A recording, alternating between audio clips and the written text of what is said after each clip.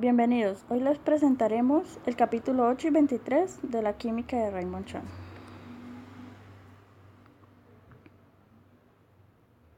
El primer punto es el desarrollo de la tabla periódica. En 1669, el fósforo es el primer elemento científico descubierto por Heinrich Braun. En 1817, Johann Dobereiner hizo observaciones específicas sobre el peso atómico del estroncio, el calcio y el bario. En 1829 se conoce la ley de las tríadas. Dobereiner propuso que en la naturaleza existían tríadas de elementos de forma que el central tenía propiedades que eran promedio de los otros dos miembros de la tríada. De 1829 a 1858, varios científicos encontraron que estos tipos de relaciones químicas se extendían más allá de las tríadas. Las investigaciones presentaban que no siempre disponían de números exactos para dichas masas atómicas y se hacía difícil la búsqueda de irregularidades. En 1862 se conoce la primera tabla periódica publicada por el geólogo francés Bergouillet, que dispuso los elementos según el orden creciente de sus pesos atómicos y fue el primero en observar que las propiedades se repetían cada 7 elementos.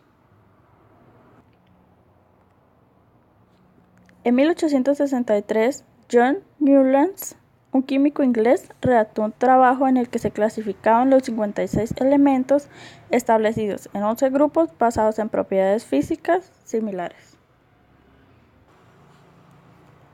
En 1864 se conoce la ley de las octavas. Newlands publicó su versión de la tabla periódica y propuso la ley de las octavas. Esta ley establecía que un elemento dado presentaría unas propiedades análogas al octavo elemento siguiendo la tabla. En 1868, Mayer construyó una tabla extendida que entregó a un colega para su evaluación. En 1869, a este tiempo se llevaban descubiertos 63 elementos y comienzan a buscar patrones en sus propiedades y desarrollar esquemas. Dmitri Mendeleev publica la tabla periódica de los elementos extendida. En 1895, Lord Rayleigh informó que el descubrimiento de un nuevo elemento gaseoso, llamado argón, que resultaba ser químicamente inerte.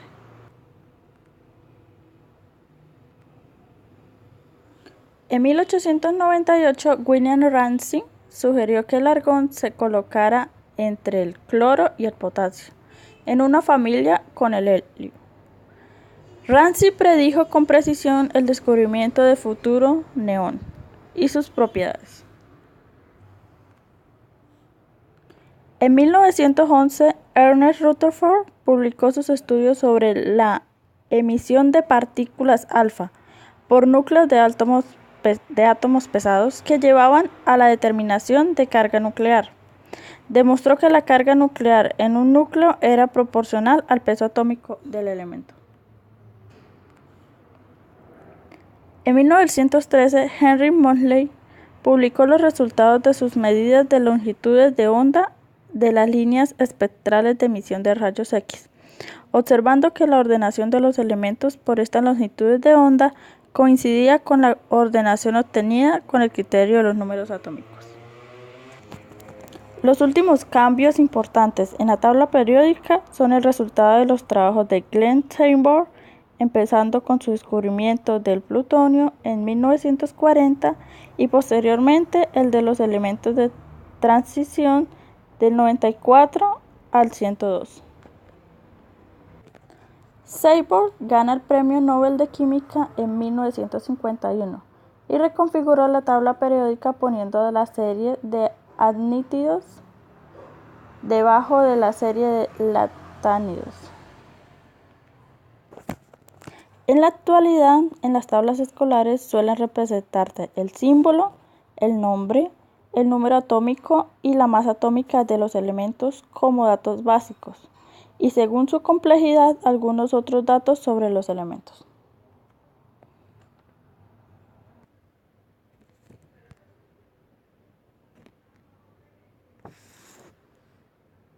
Clasificación periódica.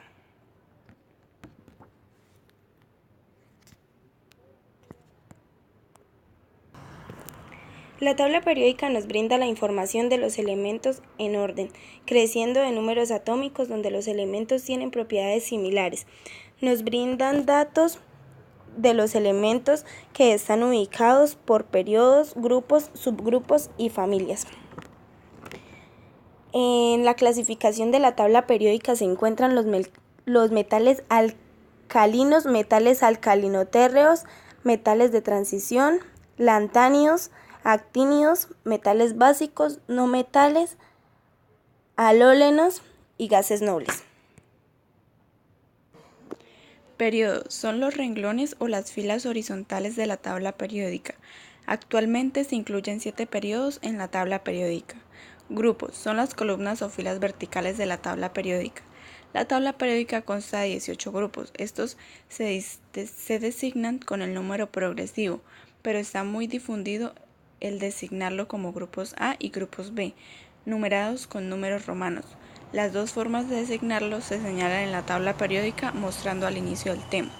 Clases. Se distinguen 4 clases en la tabla periódica, que son 1. Antecedentes de la tabla periódica. 2. Ley periódica. 3. Periodo, grupo, familias, bloques y clases de elementos en la tabla periódica. Y 4. Relación de la tabla periódica con la función electrónica, con la configuración electrónica.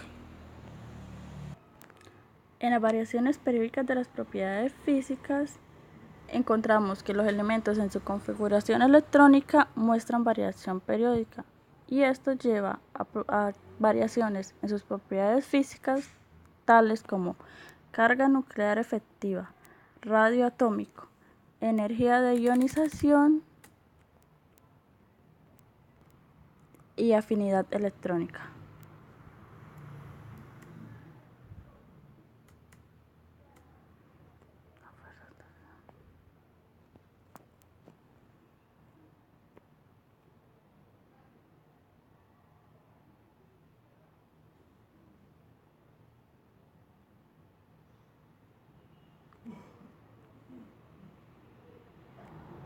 La carga nuclear es la fuerza de atracción entre un electrón y el núcleo que depende de la magnitud de la carga nuclear neta, que actúa sobre el electrón y de la distancia media entre el electrón y la fuerza del núcleo. Esta fuerza de atracción aumenta conforme a la carga nuclear y disminuye mediante el electrón que se aleja del núcleo.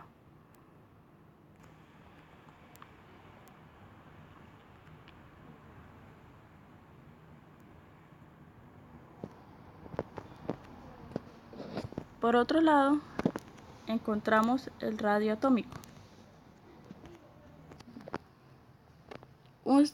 Es un átomo que no tiene tamaño definido, porque la distribución de electrones no determina la forma abrupta, sino que va disminuyendo poco a poco cuando la distancia del núcleo aumenta.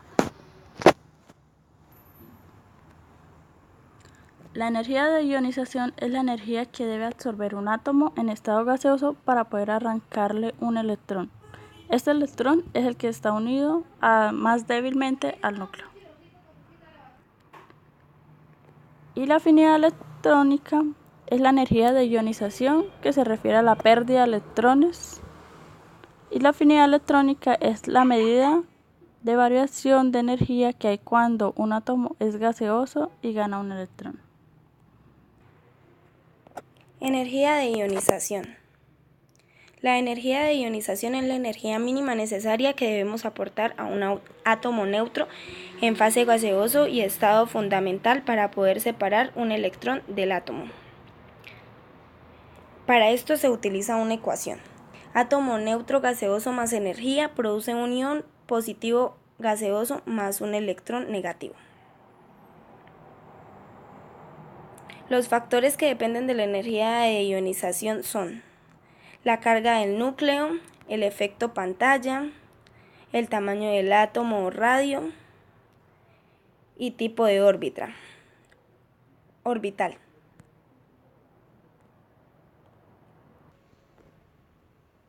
Afinidad electrónica. La afinidad electrónica o electroafinidad se define como la energía liberada cuando un átomo gaseoso neutro en su estado fundamental, en su menor nivel de energía, captura a un electrón y forma un ion mononegativo. Métodos para determinar la afinidad electrónica. En muchos casos se puede medir de forma directa mediante el empleo de haces de electrones que chocan contra los átomos en fase gaseosa.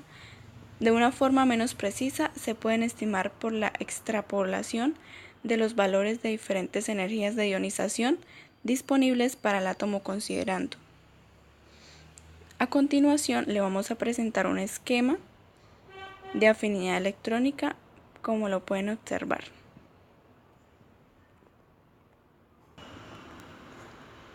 Propiedades de los metales de transición.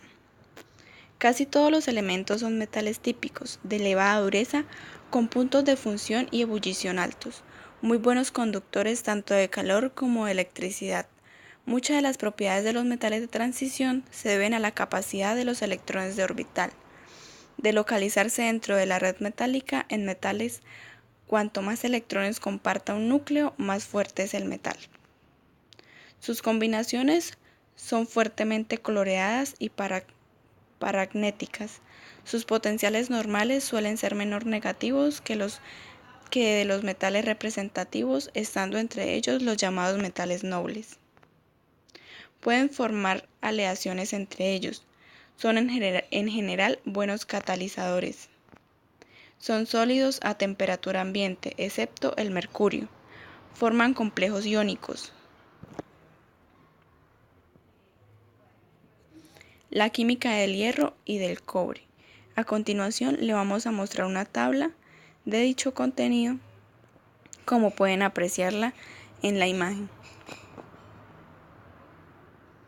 Gracias por la atención prestada.